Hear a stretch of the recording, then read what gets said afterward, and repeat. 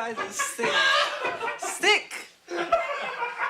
I am the stone that the builder refused. I am the visual, the inspiration that made ladies sing the blues. I'm the spark that makes your idea bright. The same spark that lights the dark so that you can know your left from your right. I am the ballad in your box, the bullet in the gun, the inner glow that let you know to call your brother son. The story that just begun, the promise of what's to come. And I'ma remain a soldier till the war is won. Chop, chop, chop, judo flip. Chop, chop, chop, judo flip. Chop, chop, chop. What's good, y'all? Welcome back. And I said welcome back to yet another YouTube video. Y'all, how are y'all doing today and how do y'all feel? So, today is June 25th, 2024, and every year, I, post something about Michael. I think I do, right? Tend to post something Michael Jackson related because, the fans, of course, we all know that this day has got to be the saddest in Michael Jackson's life. His passing, the end of it all, and it's just, it can be very depressing for a lot of fans, you feel me? And, why not give an album review on the day of his passing? Why not review an album of his? And in my opinion, my personal favorite Michael Jackson album, Bad. Let me be clear with y'all, right? The Bad album is my favorite Michael Jackson album. I know people might say Off the Wall, and I get that. Off the Wall is lit. Off the Wall is amazing. Off the Wall is dang near perfection. Some people say Thriller, and Thriller is also amazing and dang near perfection, and just timeless and iconic. Both of these albums are just amazing. But this album, if I had to choose one, this might be the one that is my personal favorite. I loved almost everything about this era when it comes to Michael. 100%. I loved it so much. I loved the look, right? I loved the outfits, the more grittier and aggressive vocals. The whole era was just magical to me, bro. The performances, don't get me started on the Bad tour. Like, this was peak Michael to me. Peak Michael. Like, this Michael was just, he had it. He had it. This Michael was just on top of his game, bro. And Thriller Michael was great too. Oh my gosh, but this one, I don't know. It's like he came back with yet another vengeance. Because when Off the Wall came out, when he didn't win that many Grammys or awards as much as he wanted to, he came back with a vengeance for Thriller. Then Bad, he wanted even higher records than Thriller. And it's like, how could you ever beat that? Like, Bad was just, This is amazing. This is an amazing album. So, let's get into it. So, the title track that starts us off with the album, Bad. It's very hard, right? It's very hard hitting. It's very aggressive. The voice is raspy. Michael's new voice. You feel me? This Michael doesn't sound anything like how he sounded on his previous albums. That's what I like about Michael. Innovation. So apparently the song isn't necessarily about being evil and doing bad things in the streets, but it is about in the street. But it's about a kid coming from a bad neighborhood who went to a private school, right, and came back to find his old friends starting trouble with him, right, and thinking that he abandoned them, just some hater activity, right? We've seen the video too. I hope the long version. I think Wesley Snipes in it.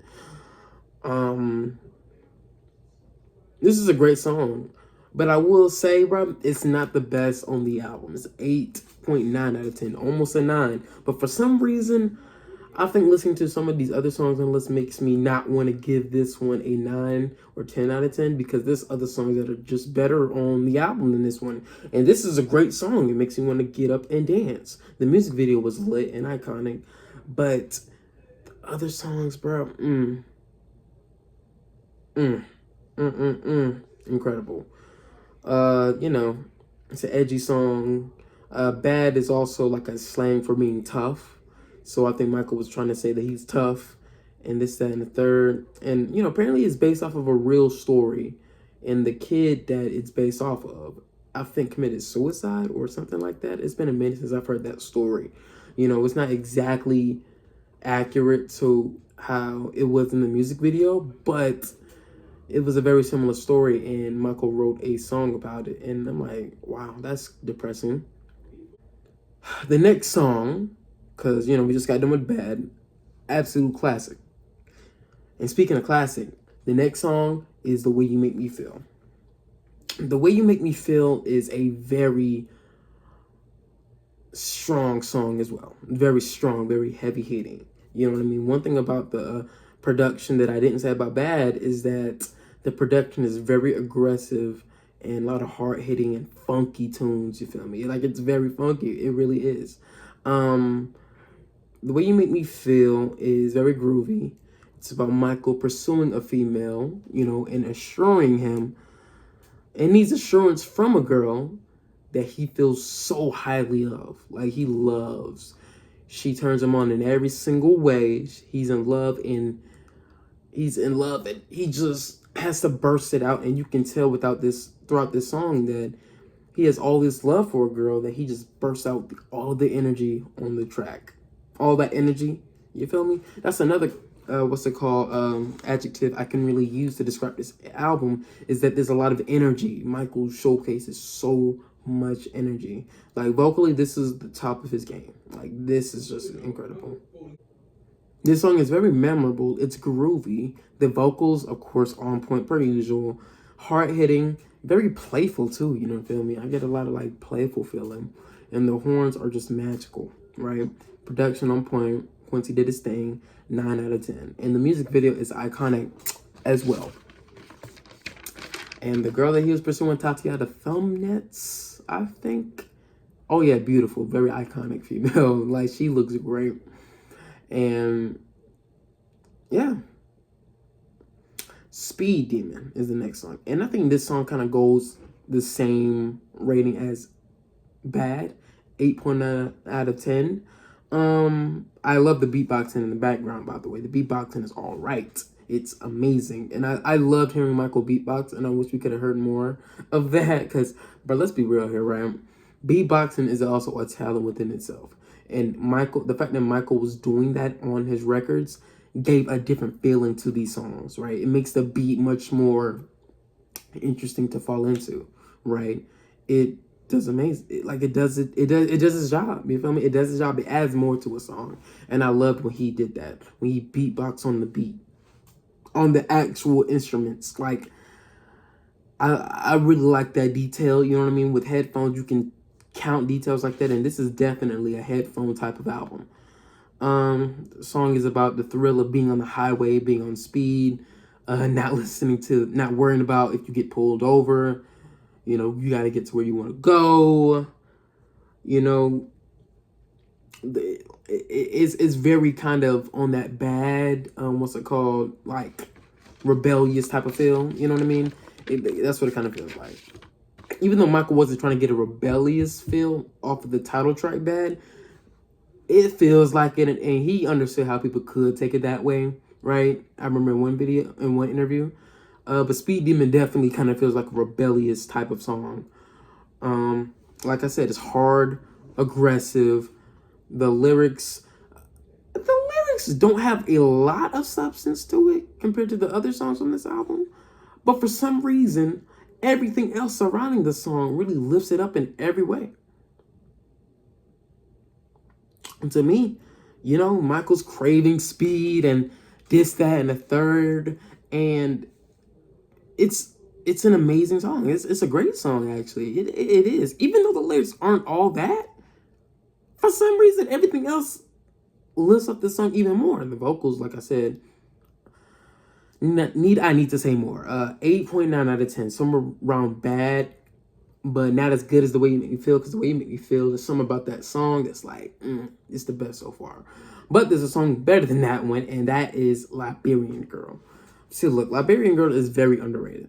Extremely underrated. I mean, it's so smooth. It's so rich. It shows Michael's range. Like, did y'all hear that high note at the end? Oh my goodness. Amazing song. Amazing song. I love the synthesizers throughout the song. I love the Caribbean type feel or African type feel. I'm sorry if I mixed up some I'm sorry. Let me see. It's beautiful, like I said. Even females from Liberia were talking about Michael, back then, 40 years ago. Not 40 yet. But all those years ago, and they loved that Michael actually paid attention to them. And the girls gave Michael a big shout out for that, and it's such a beautiful song. The music video, I'm not gonna lie, even though the music video had a lot of famous and top name people in it, I wish Michael was. I'm not a big fan of music videos that Michael's not involved in like that. That's not in like that. I never really liked those. Nah, I never really liked those. Those were never really my favorites. Like Torture from the Jacksons, Man in the Mirror, and Liberian Girl. I wish Michael was more involved in the video. I've always wanted that. That's what I always crave for. But amazing song. Like I said, showcases Michael range. That high note at the end. Oh my goodness. And the harmonies. Oh my God. I'm just speechless right now. And the song was also dedicated to Liz Taylor as well. Apparently, Michael's best friend. They was really close for a long time. And I feel like that. I could see that. I could definitely see that. But Liz Taylor isn't Liberian. Or maybe he's talking about like a movie Liz Taylor was in, maybe. But, maybe I'm just overthinking. Okay, so we're not even halfway done with this album yet. I need to kind of speed it up. So, Just Good Friends. Just Good Friend is also a perfect song. It goes with Liberian Girl. Easy 10 out of 10. Very underrated song, I might add.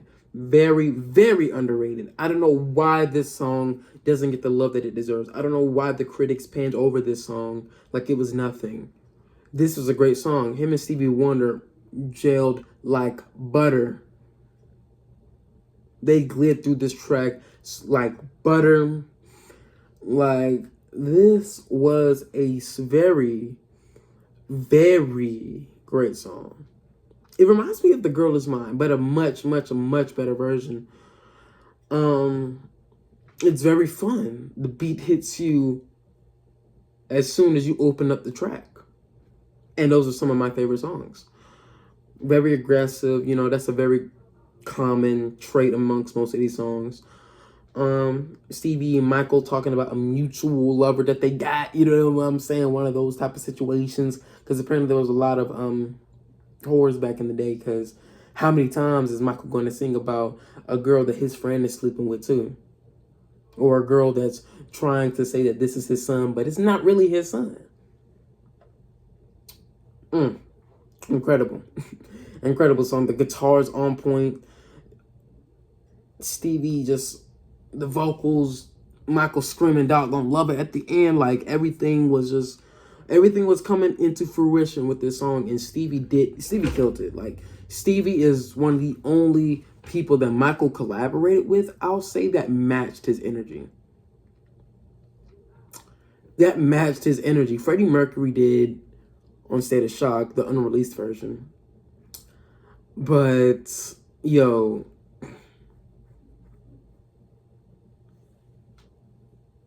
Stevie did that. I'm speechless. I'm sorry, y'all. When I think about something so impactful, whether it's good or bad, when it comes to, music, I get speechless. Most definitely, and that's what this album has been doing to me. And guess what? We got yet another 10 out of 10, and that's another part of me. We got 3 10 out of 10s in a row. 3 of them. And this song is about global unity, unifying one another, loving one another as well. Funky. It makes you want to dance, just like Just Good Friends did. It's a great message. And it kind of reminds me of Can You Feel It in terms of lyrics, like a sequel to it. And if I'm being honest with y'all, I can see that. I could definitely see that. This song was a part of Captain EO, which is a great short film, by the way. Y'all should check it out, that Michael was a part of at Disney World. I wish I could have seen it, but, you know, it's not there anymore. So, this, of course not. Another part of me is amazing. It really is. And I loved when he performed this live, when I saw those, what's it called? When I saw the footage of him performing this song, he kills it in every way. In every way, shape, or form. He does it, and he does a great job, and he gives it his all, and you can tell. The next song might be one of the most, if not the most iconic song on the album, is Man in the Mirror. And let me be real with y'all, this is not one of my favorites on the album. Oh, I'm sorry, y'all. I'm so sorry. I can hear it now. I can hear the criticism now. But don't get me wrong. It's a very deep message. It's very emotional. It's timeless. It's about self-reflection. You know, it's a gospel feel to it. It's very gentle, but aggressive at the same time. I get chills by listening to this song every time I check it out. It's an 8.9 out of 10. It's on the same amount as Bad and Speed Demon. And 8.9 is a very specific, what's it called? You know, rating too. Like, it's not bad, it's not bad enough to be 8, but it's not good enough just to be a 9. But it's definitely not at 8.5. That's what I'm getting at.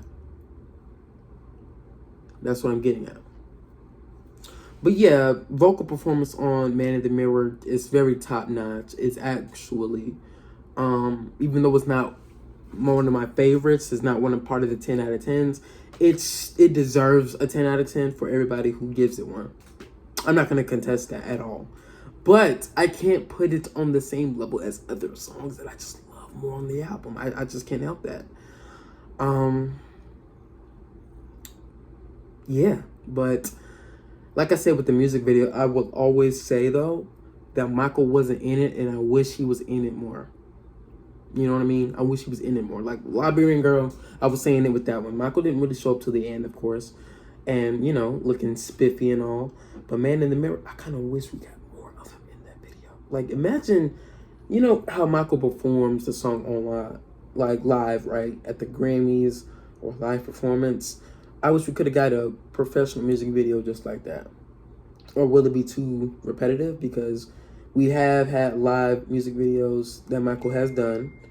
Like Another Part of Me, technically. Even though that was like a live Bad tour performance. And Dirty Diana. Maybe might have been too, repetitive. But I feel like it should have definitely happened. It would have been very impactful and people would have ate it up anyway. But, you know, we saw Martin Luther King and stuff like that. And, you know, a bunch of strong and impactful moments in history. So, interesting concept. But I wish Michael was on camera a bit more in that one. The next song is I Just Can't Stop Loving You. And this is my least favorite. This is a 7 out of 10 song. It's not that it's bad, pun not intended. But it's not really memorable like that compared to all the other heavy hitters on this album. It's not a bad song at all. It's pretty decent. It's pretty good. It's better than The Girl Is Mine. But I feel like that, I don't know. I would have preferred Streetwalker on this other than I Just Can't Stop Loving You. And don't get me wrong, I Just Can't Stop Loving You is a beautiful song, though. Sadiya Garrett, great songwriter, great vocalist, very passionate.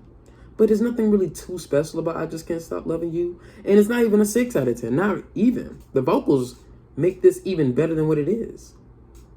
Like, if this was anybody else singing the song, right, it probably could have been a 5 out of 10. Michael could have picked. I know, like, out of all the outtakes that Michael just kind of passed over him. Because I heard Bad 25. And I know a few songs on that album That was better than this one. I will say that. Like, of course, Streetwalker, even though Streetwalker is released now, but Streetwalker could have been this part, could have been this slot. And one other song, Price of Fame, most definitely. But yeah, you know, Dirty Diana. Whew. Dirty Diana. Dirty Diana is about a persistent groupie. You know what I mean? A groupie that's just kind of wrecking Michael's home life. Of course, you know, keep following him around, pursuing him every which way. It's like Billie Jean 2.0 or something like that. It's like one of Michael's darkest songs. Like, at this point in Michael's career, he was not creating extremely dark songs like this. Like, this is darker than This Place Hotel. And This Place Hotel is a darker song. It really is. This is darker than Billie Jean. Like, message-wise. This was a very hard, gritty, steamy hard rock song. It showcased another side of Michael and whatnot, and I'm all here for it. It's a 9 out of 10 for me. The vocals, need I need to say more? The energy is just off the charts with Michael, and when he performs it in the music video, Michael was a real rock star, bro. He really was. And the guitar riffs, the 80s guitar riffs are just out of this world, and we need more like it. You know what I mean? It gives it's like a Beat It type of feel too, in terms of the rock, but yet it gives a whole completely different feel as well. Like, I don't know how to explain it. It's a different feel from Beat It, but it is a very similar feel to Beat It. If that makes any sense. Next song is Smooth Criminal, and y'all know how iconic this song is. Smooth Criminal, bro. The music video in itself.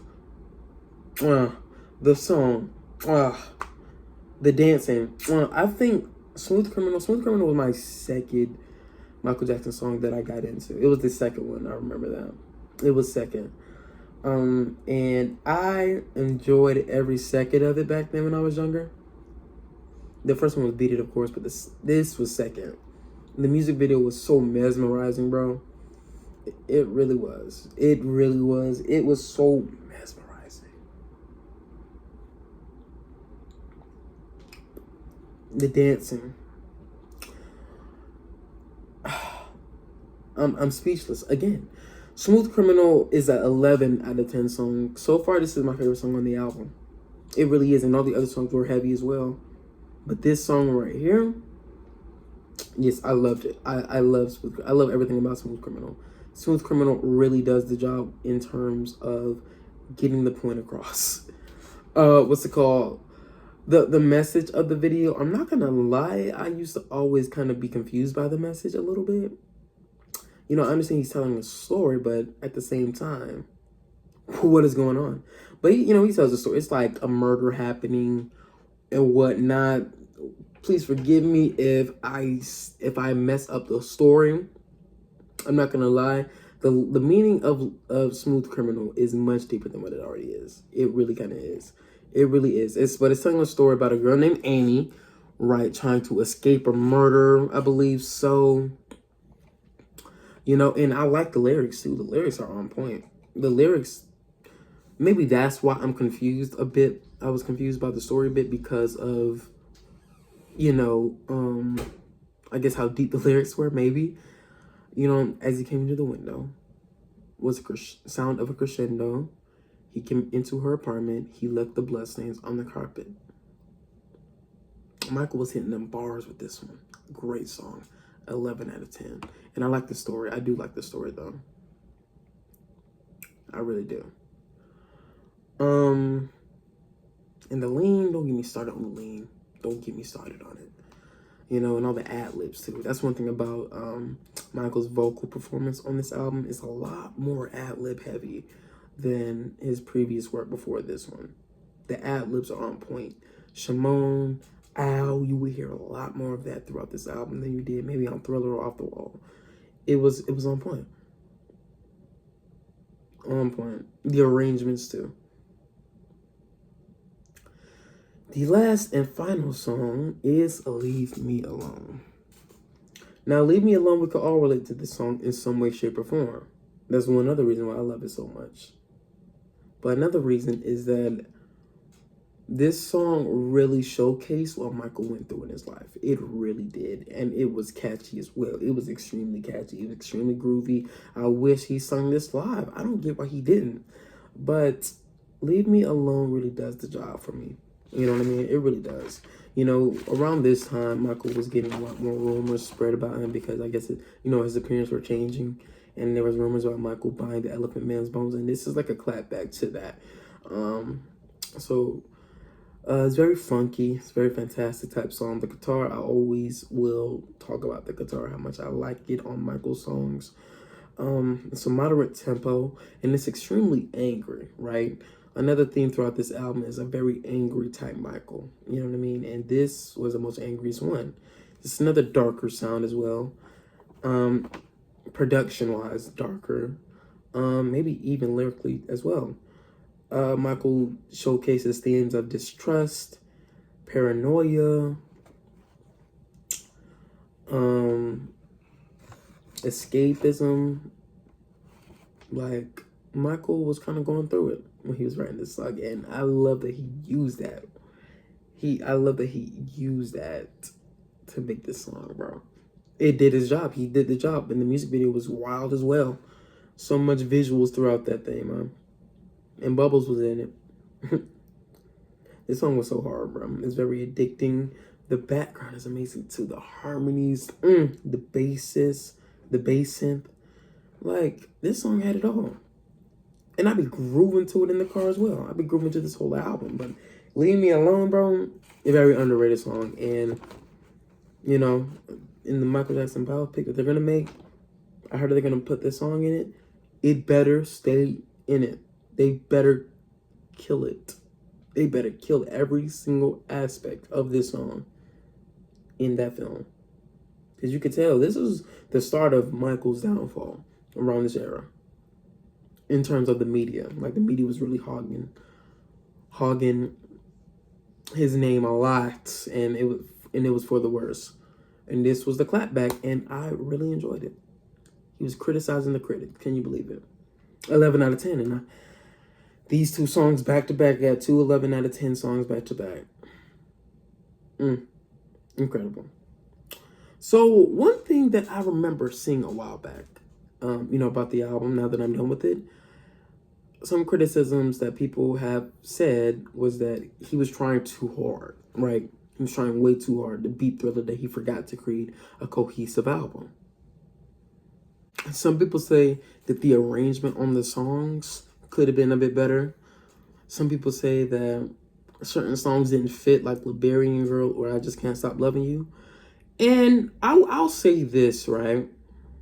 My criticism with this album is that, yeah, I Just Can't Stop Loving You, we didn't really need that song, really. That's the weakest link. You know what I mean? And maybe certain songs didn't fit with the harder and grittier tone. But I feel like it still worked. Like, the songs were still solid. The songs were still pretty good for the most part. And I feel like I said, this is a better album than Thriller. Maybe Thriller had bigger singles, but I think this album really did it for me when it comes to satisfying me as a listener. As a whole.